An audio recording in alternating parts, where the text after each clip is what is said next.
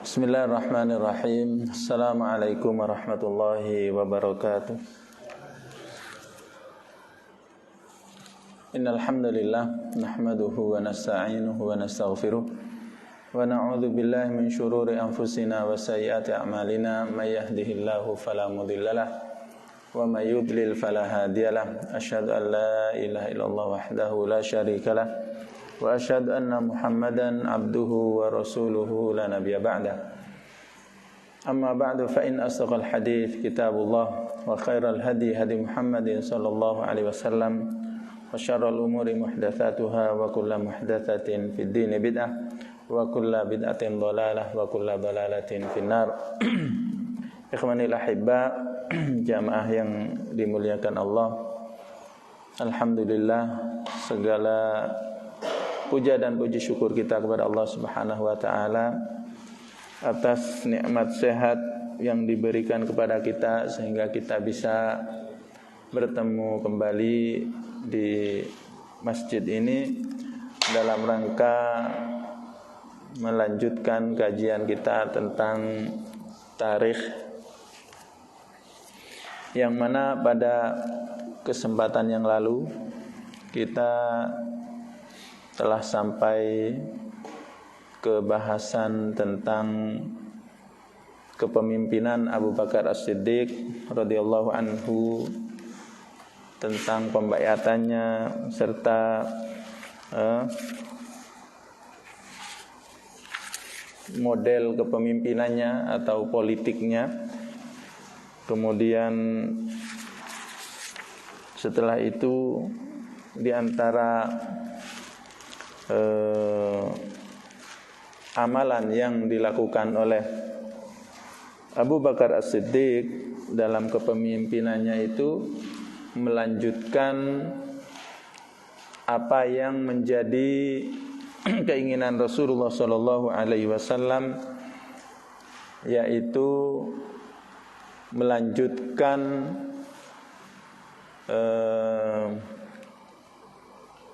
tentara yang sudah dipersiapkan oleh Rasulullah yang dipimpin oleh Usamah bin Zaid, yang mana Abu Bakar As-Siddiq radhiyallahu anhu adalah tipe pemimpin yang sangat kokoh dalam pendiriannya, yang mana pengutusan tentara ini dalam kondisi yang dianggap tidak tepat oleh kebanyakan para sahabat. Kenapa?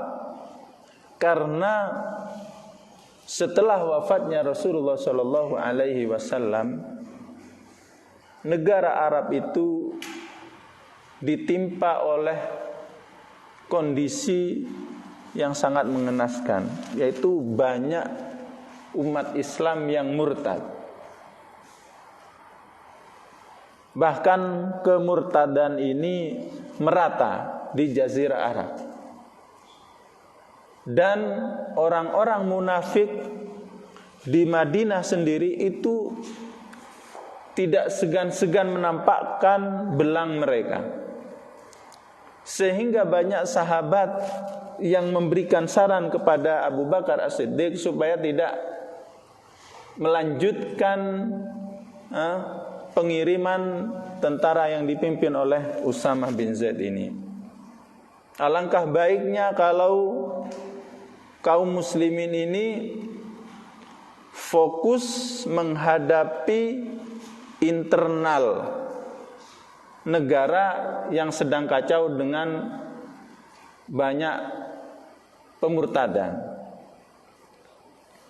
Termasuk yang memberikan saran seperti itu adalah Umar ibn Khattab radhiyallahu anhu. Namun Abu Bakar As-Siddiq bersikukuh dan tidak mau, tetap melanjutkan apa yang sudah ditetapkan oleh Rasulullah sallallahu alaihi wasallam.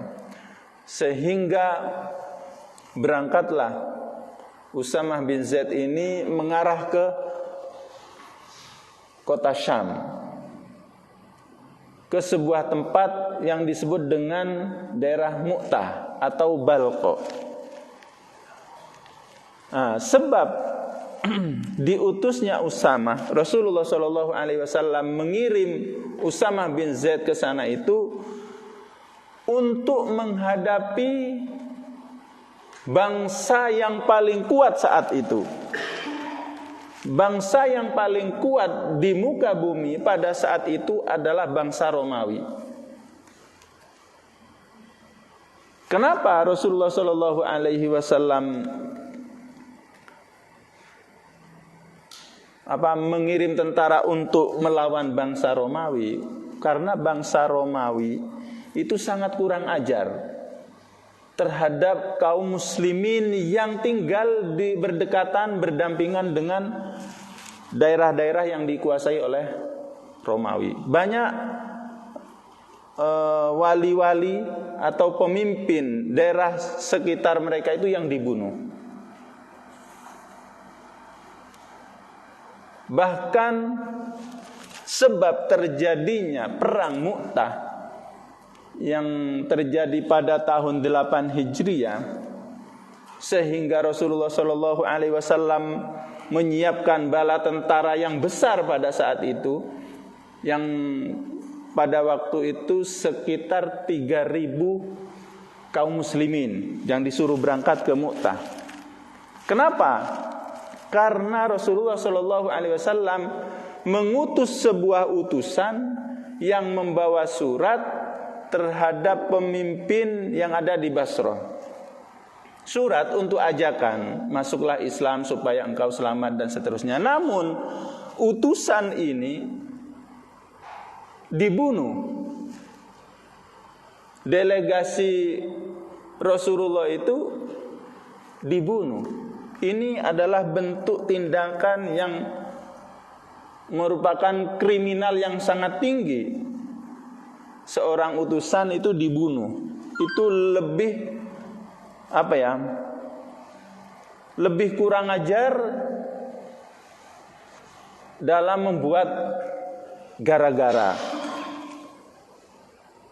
Sehingga Rasulullah SAW itu menyiapkan bala tentara yang dipimpin oleh Zaid bin Usamah, ayah dari Usamah bin Zaid, kemudian Ja'far dan Abdullah bin Rawaha. Bahkan Rasulullah mengatakan nanti bendera ini yang memegang adalah Zaid bin Haritha. Kalau nanti Zaid bin Haritha tidak mampu mengibarkan bendera, maka nanti Ja'far yang harus mengambil alih. Kalau Ja'far juga sudah tidak mampu, maka Abdullah bin Rawaha. Nah, akhirnya terjadilah peperangan yang tidak seimbang, yang mana jumlah tentara negara Romawi itu sekitar 200.000 tentara, sedangkan dari kaum muslimin tadi hanya 3.000. Yang menyerang siapa? Yang menyerang ini yang jumlahnya kecil tadi. Akhirnya terjadilah peperangan yang dahsyat, dan tempatnya pun itu memang kaum muslimin, para sahabat itu adalah manusia-manusia yang cerdas, sehingga bisa memilih tempat peperangan itu yang sangat tepat, yang mana orang-orang Romawi itu tidak bisa lari kecuali mampu menerobos tentara kaum muslimin, karena di belakang mereka itu sungai, di samping kanannya sungai, kemudian di sebelah kiri mereka itu adalah gunung-gunung. Nah, di depan inilah kaum muslimin, sehingga diseranglah mereka. Terjadi peperangan yang sangat dahsyat. Kemudian di situ sempat terjadi, yaitu tadi Zaid bin Harithah gugur. Kemudian sebelum bendera jatuh diambil oleh Ja'far. Kemudian Ja'far pun juga begitu hebat membabat musuh-musuhnya. Namun beliau juga terpotong tangan kanannya, kemudian bendera dipegang oleh tangan kirinya, kemudian tangan kirinya ditebas, maka bendera pun diapit dengan bahu yang tersisa. Kemudian Ja'far ini ditebas sampai jadi 2. Namun bendera belum sampai jatuh, Abdullah bin Rawahah yang mengembannya. Kemudian setelah itu dilanjutkan oleh sahabat yang lain. Nah, kaum muslimin dalam perang Mu'tah ini itu perlu bantuan. Karena jumlahnya sangat tidak seimbang, sehingga meminta bantuan kepada Rasulullah SAW, sehingga dikirimlah bantuan itu, yaitu seorang panglima yang sangat terkenal, yaitu Khalid bin Walid. Di saat Khalid bin Walid itu tiba di peperangan, dia harus mengeluarkan strategi. Bagaimana caranya tentara yang sangat kecil ini namun mampu menggentarkan tentara yang begitu besar. Sehingga di antara strateginya itu adalah diubah, yang kanan ditaruh kiri, kemudian yang tengah dibiarkan seperti itu. Kemudian Khalid bin Walid ini memilih beberapa tentara penunggang kuda itu untuk diletakkan di belakang. Kemudian apa yang dilakukan oleh tentara-tentara yang berkuda ini? Diupayakan supaya apa? Kaki kuda ini nyeker-nyeker tanah sehingga debu berterbangan tinggi. Dan pasukan ini disuruh untuk bertakbir sekeras-kerasnya. Supaya apa? Supaya musuh-musuh ini menganggap ada bala bantuan tentara yang begitu besar. Padahal hanya permainan teknik saja. Sehingga tentara Romawi itu takut, merasa bahwasanya kaum muslimin ini ada bantuan lagi yang datang dengan jumlah yang besar. Dan Khalid bin Walid tidak terus melanjutkan untuk menyerang, dibiarkan bertahan, sehingga apa yang terjadi? Sehingga yang terjadi, tentara Romawi itu banyak yang lari, meninggalkan medan perang. Sehingga yang terbunuh pada perang Mu'tah itu dari tentara orang-orang Romawi itu disebutkan oleh ahli sejarah sebanyak 3.350 tentara.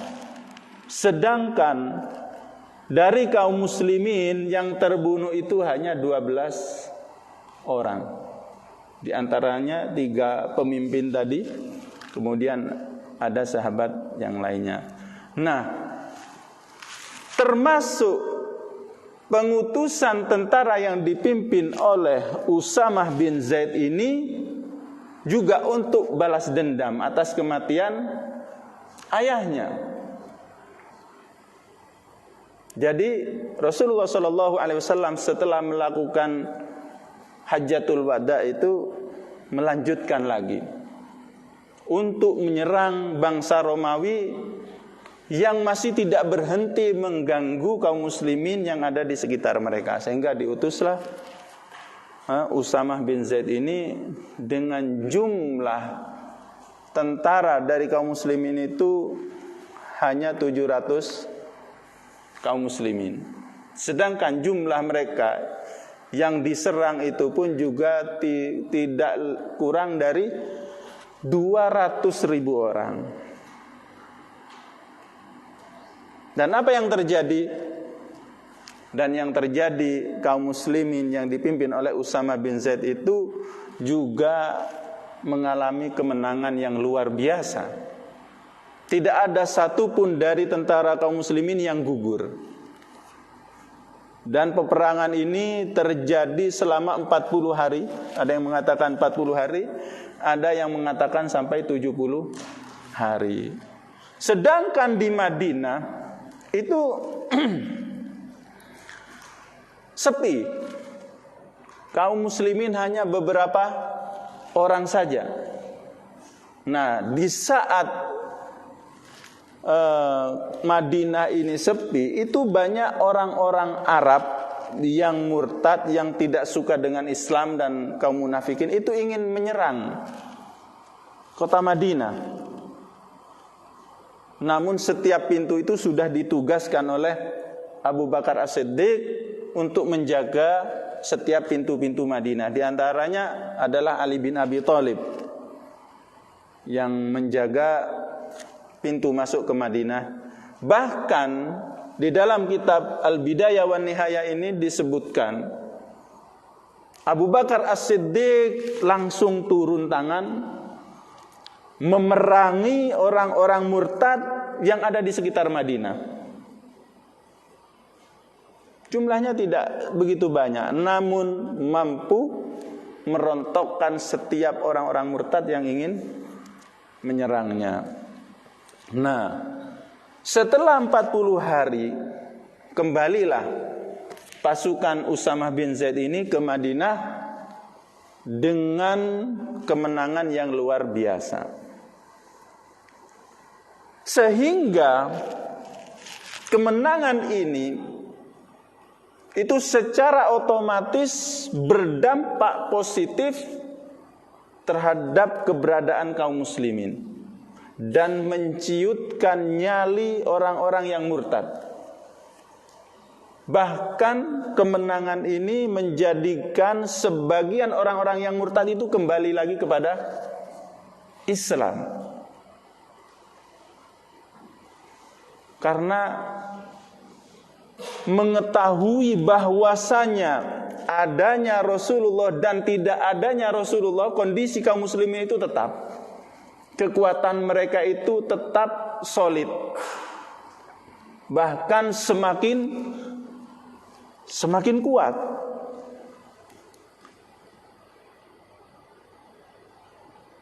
Nah, setelah pasukan ini tiba, baru strategi berikutnya yang dilakukan oleh Abu Bakar As-Siddiq adalah menata tentara kekuatan ini untuk menyelesaikan situasi internal di Jazirah Arab.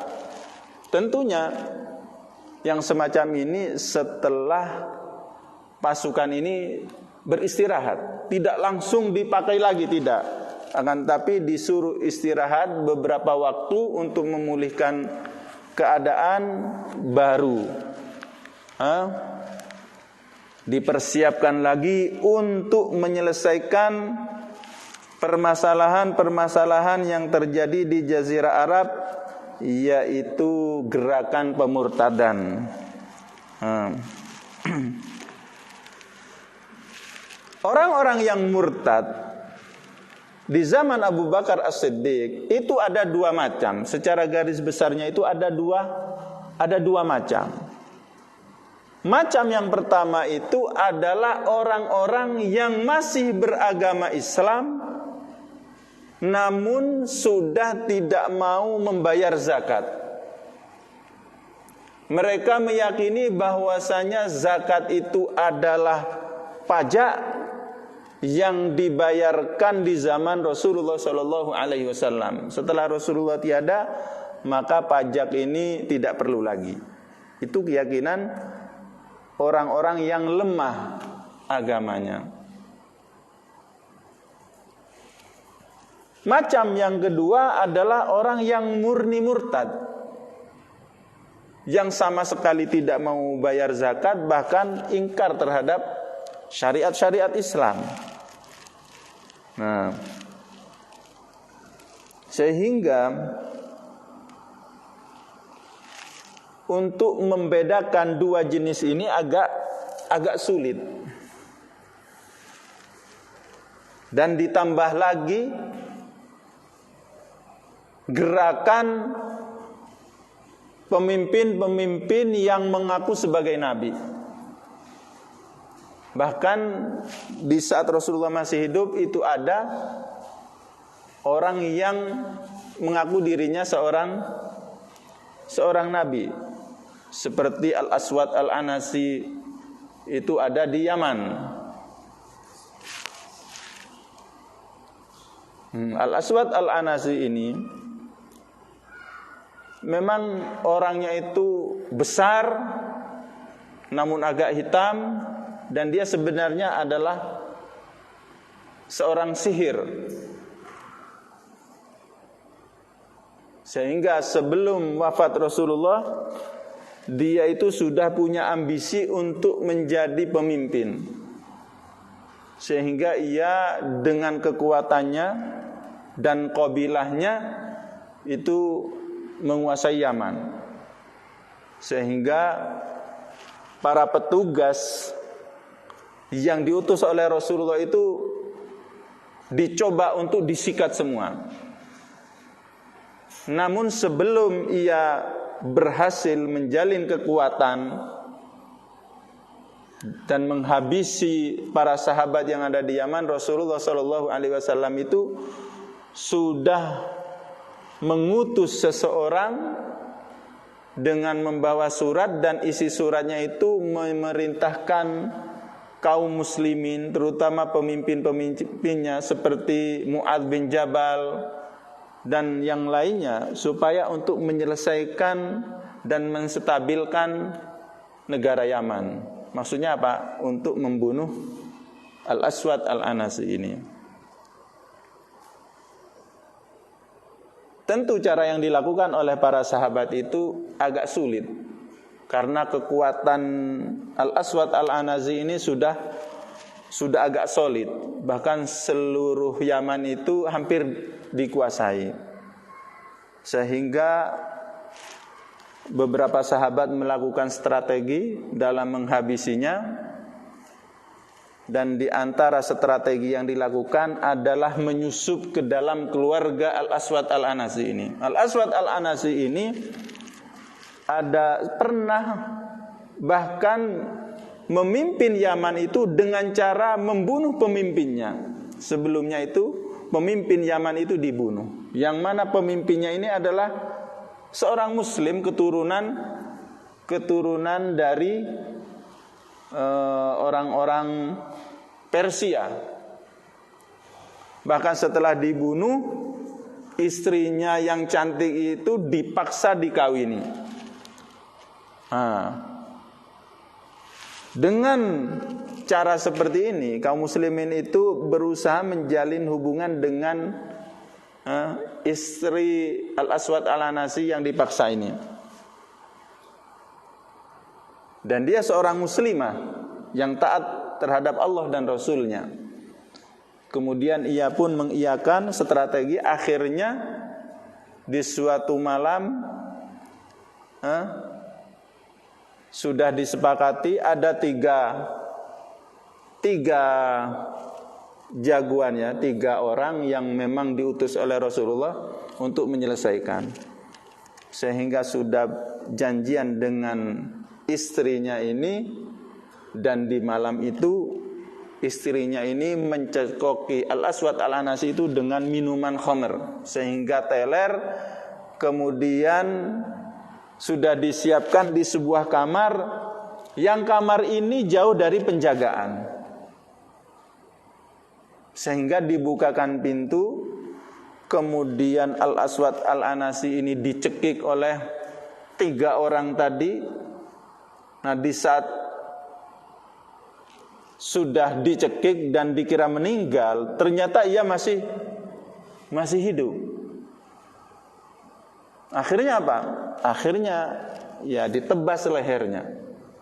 Nah, di saat ditebas lehernya itu ia ngorok, mengeluarkan suara yang keras seperti ngaungan sapi. Maka para penjaganya itu datang, curiga, mau masuk ke kamar itu, namun oleh istrinya dicegat. Tidak ada apa-apa. Apa yang terjadi itu? Kok ada suara keras seperti itu? Oh tidak, dia itu sedang diturunkan wahyu. Akhirnya kembali para penjaga tadi, kemudian kepalanya ditebas. Kemudian di pagi harinya 3 orang ini naik ke atas istananya, kemudian mengumandangkan azan. Wa asyhadu anna Muhammadar. Baru para pengikutnya kocar-kacir. Nah, yang membunuh Al-Aswad Al-Anasi ini adalah Fairuz Ad-Dailami. Nah, terbunuhnya Al-Aswad Al-Anasi ini itu dikabarkan oleh Rasulullah SAW yang ada di Madinah. Rasulullah mengabarkan kepada para sahabatnya bahwasanya malam ini Al-Aswad Al-Anasi sudah terbunuh dan dibunuh oleh seorang laki-laki yang mabruk yang bernama Fairuz Ad-Dailami. Nah, kemudian beberapa hari berikutnya Rasulullah SAW meninggal dunia. Nah, ini termasuk pergerakan pemurtadan yang paling besar menguras tenaga kaum muslimin itu adalah orang-orang yang mengaku nabi. Dan di antara orang-orang yang mengaku nabi itu adalah Musailamah Al-Kadzdzab. Dan Musailamah Al-Kadzdzab ini juga merupakan seorang laki-laki yang besar juga pengaruhnya, dan dia juga seorang penyihir. Bahkan dalam menghadapi Musailamah Al-Kadzdzab ini banyak kaum muslimin, para sahabat yang gugur. Disebutkan oleh ahli sejarah jumlah kaum muslimin yang gugur di medan peperangan dalam menghadapi orang-orang murtad dan orang-orang yang mengaku-ngaku nabi itu sebanyak 500-an orang sahabat.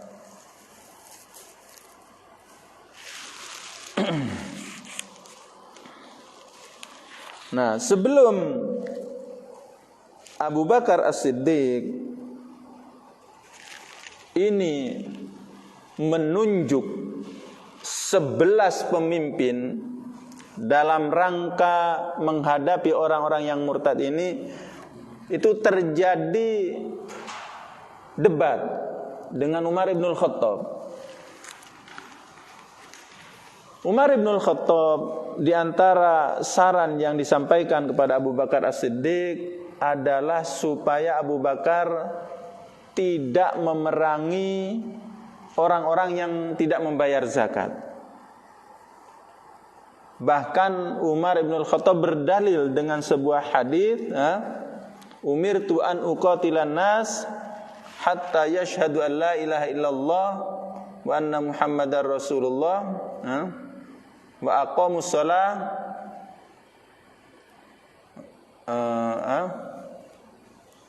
wa atauz zakah fa in asamu minni dima'ahum, kan gitu seterusnya ya. Jadi intinya kaum muslimin itu tidak boleh diperangi selagi mereka itu bersyahadat, melakukan sholat, kemudian mengeluarkan zakat. Jadi maksudnya Umar ibn Khattab itu umirtu an uqatilan nas hatta yaqulu la ilaha illallah faman qalaha asama minni malahu wa nafsahu illa bihaqqi wa hisabuhu 'ala Allah. Maksudnya selagi seseorang itu bersaksi dengan syahadat atau 2 syahadat, maka tidak boleh untuk diperangi. Namun Abu Bakar tetap bersikukuh sampai mengatakan, wallahi lau mana'u minni iqalan kanu yu'addunahu ila Rasulillah laqataltuhu. Demi Allah, seandainya ada seseorang yang sekarang tidak mau mengeluarkan zakat walaupun nilainya seperti ikol ya, ikat surban itu, sekecil itu saja yang dulunya mereka bayarkan kepada Rasulullah dan sekarang tidak mau, niscaya aku akan memerangi mereka. Nah, kenapa Abu Bakar As-Siddiq ini memerangi yaitu tadi, karena sulit untuk membedakan antara orang-orang yang ini masih Islamkah atau adalah orang-orang yang murtad. Apalagi dikhawatirkan kalau nanti orang yang tidak mau membayar zakat ini dibiarkan, itu nanti akan menjalar untuk meninggalkan sholat. Sedangkan zakat dan sholat itu selalu digandengkan. Nah, sehingga Umar yang tahu bahwasanya keinginan Abu Bakar ini tidak bisa diotak-atik, maka Umar mengatakan, oh ya, berarti apa yang ditetapkan oleh Abu Bakar itu adalah benar. Sehingga Umar itu tetap mengiyakan, bahkan akhirnya ia setuju. Memang selayaknya mungkin harus dilakukan cara seperti itu. Nah, Abu Bakar As-Siddiq itu memilih 11 pemimpin, dan 11 ini yang paling tinggi pemimpinnya adalah Khalid bin Walid. Khalid bin Walid. Namun setiap 11 kelompok tentara ini sudah keluar dari Madinah, Abu Bakar As-Siddiq ini selalu mengutus utusan ke setiap daerah yang akan didatangi oleh 11 kelompok tentara ini, dengan tujuan memberikan peringatan kepada daerah-daerah yang akan didatangi oleh bala tentara ini. Sehingga sebelum tentara ini sampai ke sebuah tempat, utusan Abu Bakar ini sudah mengumumkan, wahai manusia, kembalilah kalian kepada agama Islam. Kalau tidak, di belakang saya ini ada tentara yang siap, bahkan pasti menghabisi kalian. Nah, setiap daerah yang dimasuki oleh tentara itu didakwain dulu. Peperangan adalah alternatif terakhir.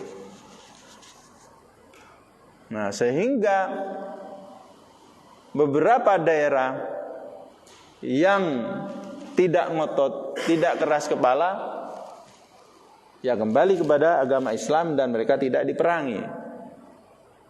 Dan seterusnya seperti itu.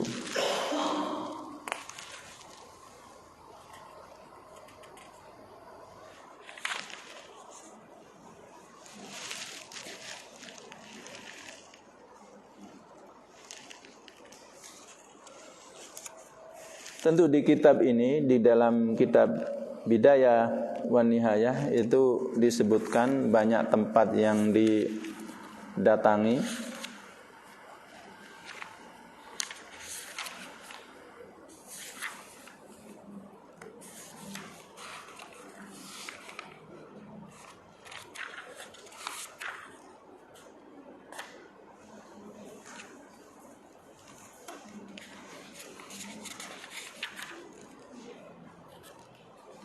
Terutama yang didatangi adalah tempat-tempat yang di situ muncul orang-orang yang mengaku sebagai nabi. Seperti di Yamamah. Di Yamamah itu tempatnya Musailamah Al-Kadzab. Kemudian Qabilah At-Tamim. Di situ ada seorang wanita yang bernama Sajah yang mengaku sebagai nabi. Kemudian ada lagi ya seperti di Yaman tadi,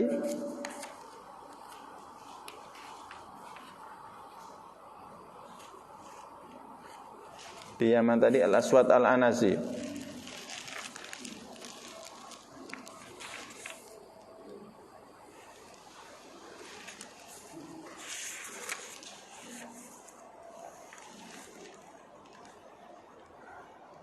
sebenarnya orang-orang yang mengaku nabi ini itu tidak layak untuk diikuti. Namun yang menyebabkan setiap orang yang mengaku nabi itu banyak pengikutnya karena ta'assub qabilah. Fanatisme kesukuannya itu sangat tinggi. Walaupun ngawur seperti yang ngaku-ngaku ini, tetap dibela dan didahulukan daripada tetap tunduk terhadap orang-orang Quraisy. Bahkan rasa iri dan dengki itu juga termasuk penyebab mereka itu murtad dan tidak suka dengan orang-orang Quraisy.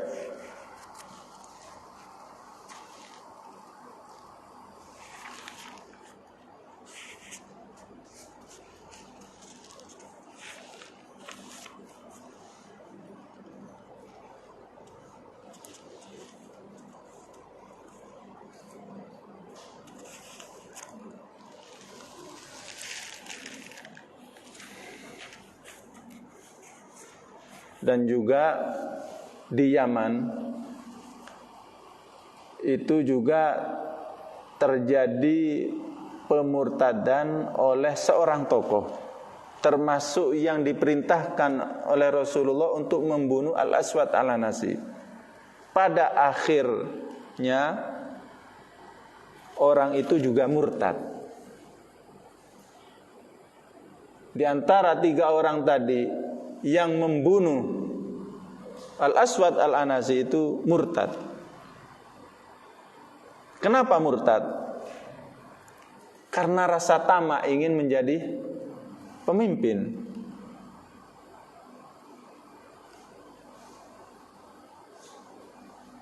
Ada juga seseorang yang bernama Rajjal bin Unfuah. Orang ini juga murtad, padahal dia hafal surat Al-Baqarah. Ada seseorang juga yang murtad, namun murtadnya ini masih bimbang. Kenapa? Karena dia hidup di tengah-tengah lingkungan Musailamah Al-Kadzdzab dan Sajah tadi. Musailamah Al-Kadzdzab dan Sajah ini mereka bersatu, sama-sama mengaku nabi. Kemudian Musailamah Al-Kadzdzab ini juga agak takut dengan Sajah ini, karena Sajah ini walaupun wanita, ia banyak pengikutnya. Dan Sajah ini sebenarnya ingin mendatangi Musailamah Al-Kadzdzab untuk menghabisinya.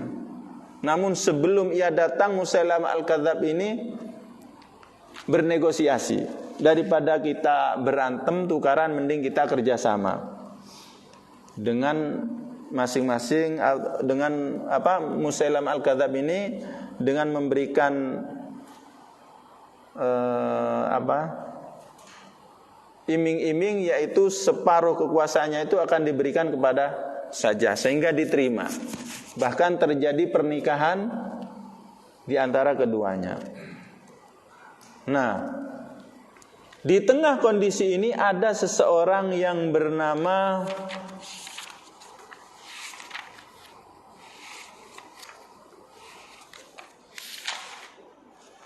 Malik bin Nuwairah.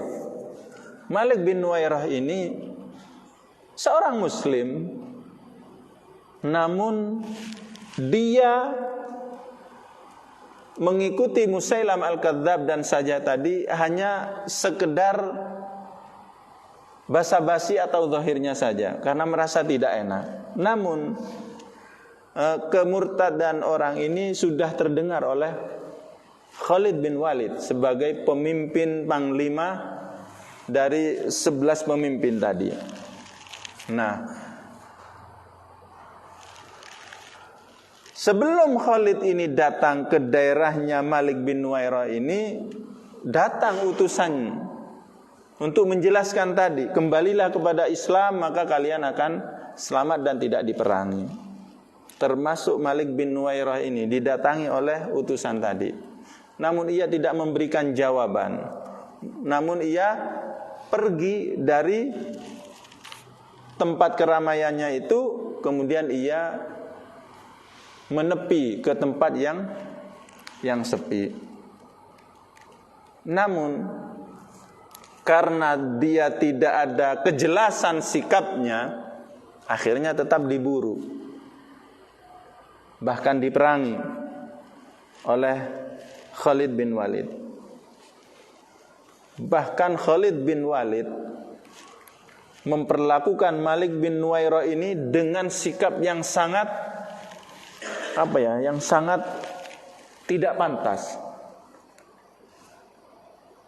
Yang tertulis di kitab Al-Bidayah wa Nihayah, benar atau tidaknya wallahu a'lam, sehingga tetap diburu karena sikapnya kayak bunglon gitu ya, antara dia masih muslim atau murtad. Akhirnya apa? Akhirnya tetap dibunuh, kemudian dipotong kepalanya. Apa yang dilakukan oleh Khalid? Memasak kepalanya.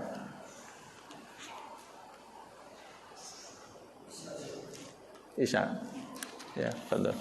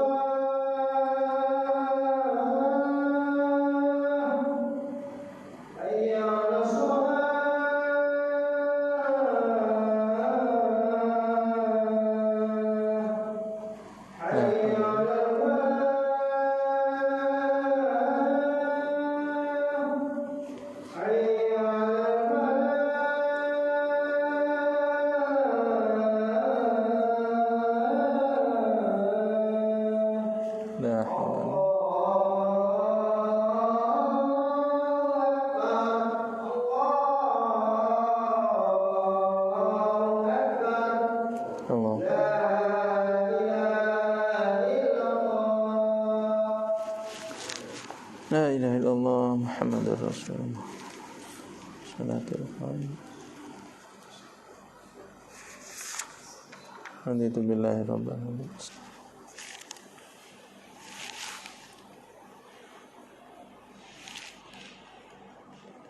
Berapa menit? Waktu 12 menit. Baik, kita lanjutkan, insyaallah kita menyelesaikan bahasan tentang sikap Abu Bakar terhadap orang-orang yang murtad. Di antara orang yang murtad itu adalah Malik bin Nuwairah. Malik bin Nuwairah ini seperti tadi yang kita jelaskan, bahwasanya karena dia awal murtadnya itu karena tidak enak terhadap Musailam al-Kadzab dan tidak berani bersikap yang semestinya akhirnya tetap diburu oleh pasukan kaum muslimin, terutama Khalid bin Walid. Diberi peringatan namun tidak menampakkan sikap yang jelas, bahkan cenderung berseberangan. Bahkan di antara utusan yang datang kepadanya mengatakan, alam ta'lam annaha qarinatus shalah. Sudah tidakkah engkau tahu bahwasanya zakat itu gandengannya salat? Maka Malik menjawab, inna sahibakum kana yaz'umu dzalik. Iya, dulu kawanmu itu mengira seperti itu. Faqala, maka berkata, ahwa sahibuna wa laysa bisahibik. Apakah dia, maksudnya Rasulullah itu adalah sahabat kami dan bukan sahabatmu?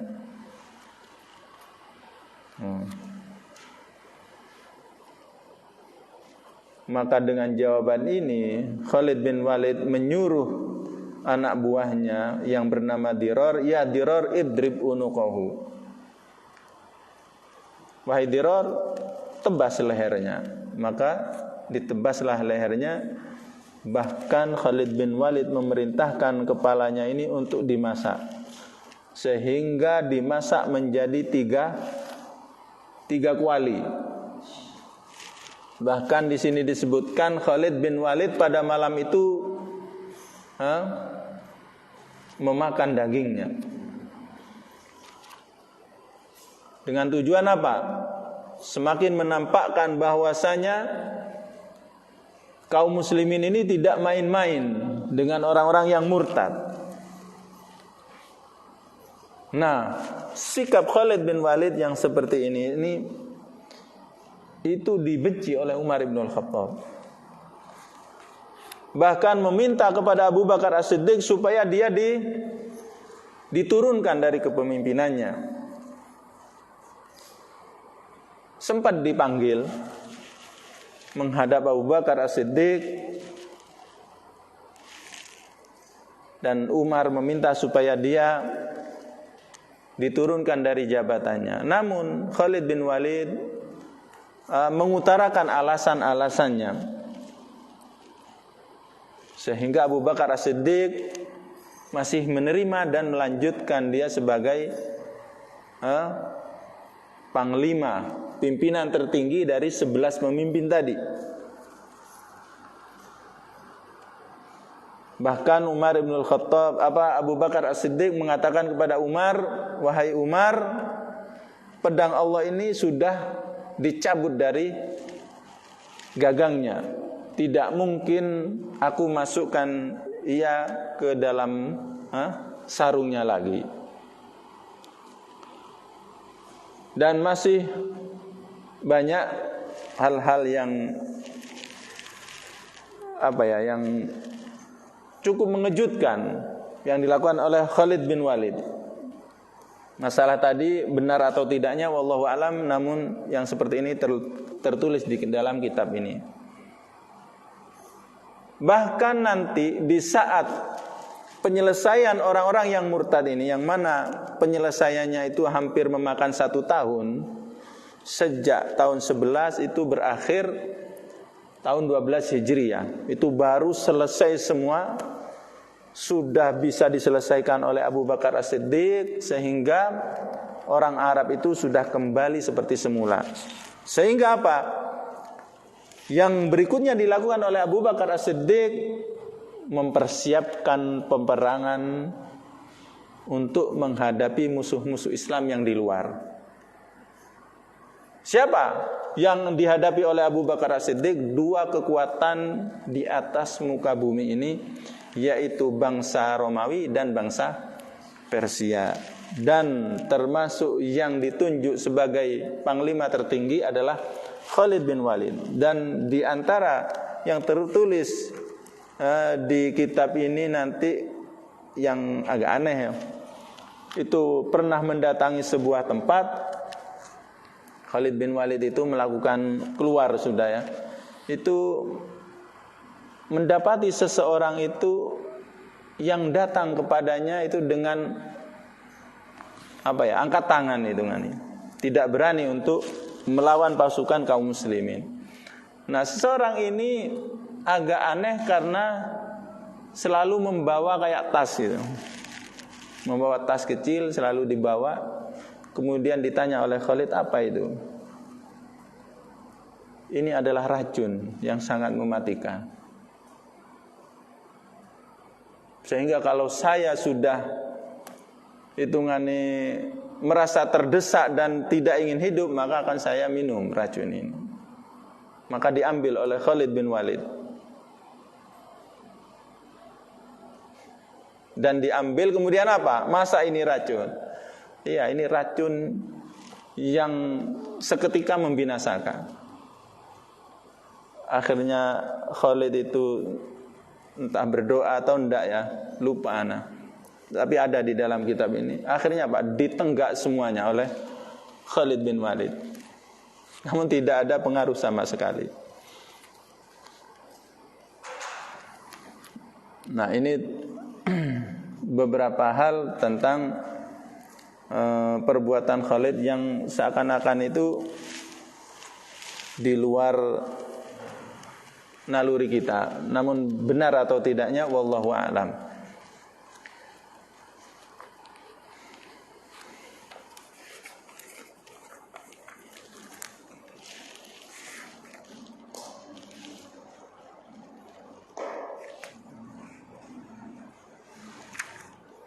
Jadi misi yang dilakukan oleh Abu Bakar As-Siddiq itu adalah melanjutkan misi Rasulullah sallallahu alaihi wasallam. Jadi setelah menyelesaikan orang-orang permasalahan yang murtad ini, yaitu melanjutkan atau mencontoh apa yang dilakukan oleh Rasulullah sallallahu alaihi wasallam. Rasulullah sallallahu alaihi wasallam di antara cara dakwahnya itu adalah mengirim surat ke setiap pemimpin-pemimpin dunia. Begitu pula Abu Bakar As-Siddiq. Tidak mengajak perang, tidak, akan tetapi berdakwah, mengajak seluruh manusia itu untuk beriman kepada agama Islam. Tentu yang seperti ini karena Abu Bakar As-Siddiq bersandar kepada banyak ayat. Di antaranya adalah wa ma arsalnaka illa kafatan linnas basyira wa nadhira walakin aktsaran nas la ya'lamun. Jadi agama Islam ini tetap harus disampaikan kepada manusia. Dan juga sabda Rasulullah sallallahu alaihi wasallam yang terletak di Sahih Bukhari dan Muslim, wa kana kullu nabiyyin yub'atsu ila qaumihi khassah wa bu'itsu ila nasi kaffah. Dan dulu setiap nabi itu diutus hanya khusus kepada kaumnya saja. Namun aku, kata Rasulullah sallallahu alaihi wasallam, itu diutus kepada seluruh manusia. Sehingga berdasarkan ayat dan hadis ini, di antara politik Abu Bakar As-Siddiq dalam kepemimpinannya adalah menyebarkan agama Islam ini keluar setelah menstabilkan kondisi di dalam negerinya. Sehingga banyak yang tidak terima, terutama negara terbesar di saat itu yaitu Romawi dan Persia. Sehingga dalam satu waktu Abu Bakar As-Siddiq ini tidak segan-segan untuk menghadapi dua kekuatan besar. Padahal menghadapi satu saja itu sangat tidak sebanding jumlah tentaranya. Seperti pada perang Mu'tah tadi, itu kaum muslimin paling besar hanya 3.000 orang, sedangkan dari sana itu 200.000 tentara. Belum dari bangsa Persia.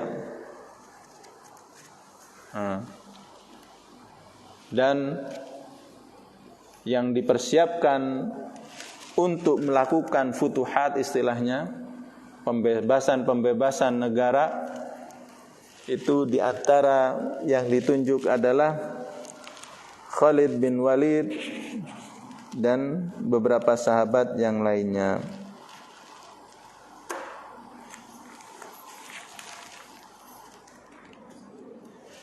Nah, kita cukupkan sekian. InsyaAllah futuhat ini kita akan bahas lebih dalam lagi dalam pertemuan yang akan datang insyaallah.